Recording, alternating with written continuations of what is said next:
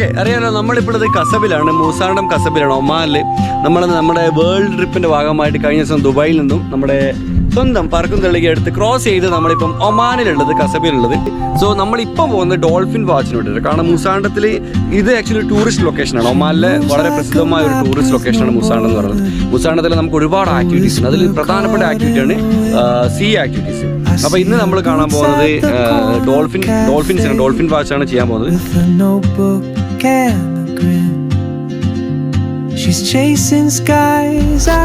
Bro ഏതാണ് bro നമ്മൾ പോകുന്ന ബോട്ട്?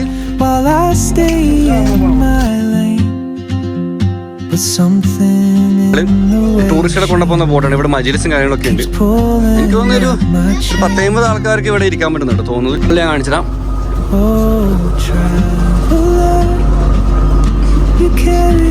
വാവ്, ഇത് ശരിക്കും ഒരുപാട് ആൾക്കാർക്ക് ഇവിടെ വരാൻ പറ്റും കേട്ടോ. നോക്കി താഴെ നോക്കിയാ, സോറി മുകളിൽ നോക്കിയാ. ഇതാണ് നമ്മൾ ഡോൾഫിൻ വാച്ചിന് പോകുന്നത്. 100 ആൾക്കാരുടെ മേലെ നമുക്ക് അക്കോമഡേറ്റ് ചെയ്യാൻ പറ്റും. പുറകിൽ നമ്മൾ ചെറിയൊരു സ്പീഡ് ബോർഡ് കെട്ടി വലിക്കുന്നുണ്ട്. നമുക്ക് സ്നോർക്കലിംഗ് ചെയ്യാൻ വേണ്ടി.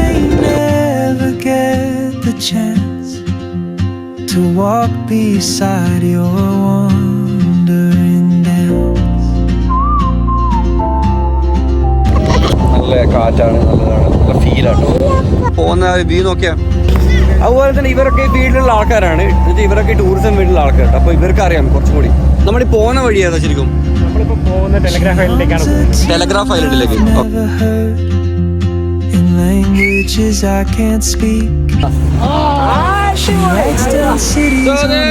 ഡോൾഫിൻ നമ്മുടെ ബോട്ടിന് നേരെ താഴെയുണ്ട്. ഇതിന്റെ മുകളിലുണ്ടോ? I sip my coffee, miss my cue, still anchored by my fear, but time rolls on like open roads, and soon she won't be here. ഇവിടെ ഒരുപാട് ഷാർക്ക് ഉണ്ട്. സ്രാവുകളാണ്, സ്രാവോട് ഏരിയയിൽ. You carry the sun in your stride.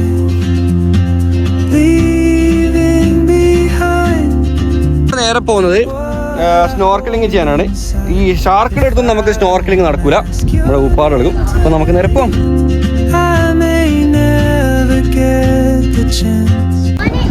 ഇവരുടെ അടുത്ത് banana റൈഡുമാണ്. Banana റൈഡൊക്കെ വിടുന്നു കേട്ടോ. അതിൻ്റെ ബോട്ടൊക്കെ കൊണ്ടുവന്ന് സാധാരണ നമ്മളൊരു സ്ഥലത്ത് പോയിട്ട് ബീച്ച് സൈഡ് പോയിട്ട് നമ്മൾ എടുക്കുന്ന റൈഡുകളില്ലേ, ഈ റൈഡൊക്കെ നമുക്ക് ഈ കടലിൻ്റെ നടുവിൽ നമുക്ക് ഇവർ ചെയ്ത് തരും. അതാണ് അതിൻ്റെ പ്രത്യേകത. ഞാനിത് ലൈഫ് ജാക്കറ്റ് ഇട്ടിട്ടുണ്ട്. മാതിയും കൂടിയിട്ട് ഇവിടെ തന്നെയാണ് നമ്മൾ സ്നോർക്കലിങ്ങിന് ചാടാൻ പോകുന്നത്.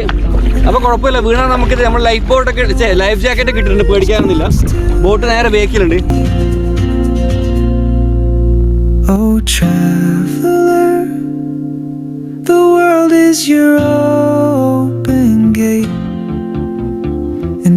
നമ്മളിപ്പോ ഐലൻഡിലൊക്കെ പോയിക്കൊണ്ടിരിക്കുകയാണ്. ഈ ഒരുപാട് ഐലൻഡുകൾക്ക് നടുവിൽ ഒരു കുഞ്ഞ് ഐലൻഡ്. എല്ലാവരും കസബിലോട്ട് വരിക. യെസ്, ബെസ്റ്റ് സ്നോർക്കലിംഗ് പ്ലേസ് ആണ്. ഡോൾഫിൻ കാണാൻ, നാച്ചുറൽ ഡോൾഫിൻ, നല്ല ഫിഷസ് കിട്ടും. ഞാൻ ഇവരുടെ കോൺടാക്ട് നമ്പർ ഇവിടെ ഇടാം. ഇവർ ആക്ച്വലി ഇവിടെ ട്രാവൽ ആൻഡ് ടൂറിസം വീട്ടിൽ വർക്ക് ചെയ്യുന്ന ആൾക്കാരാണ്.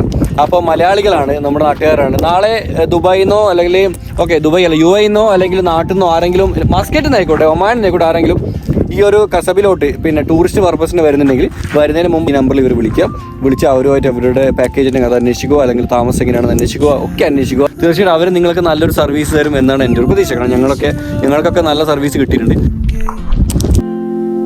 And I just stood afraid of fate.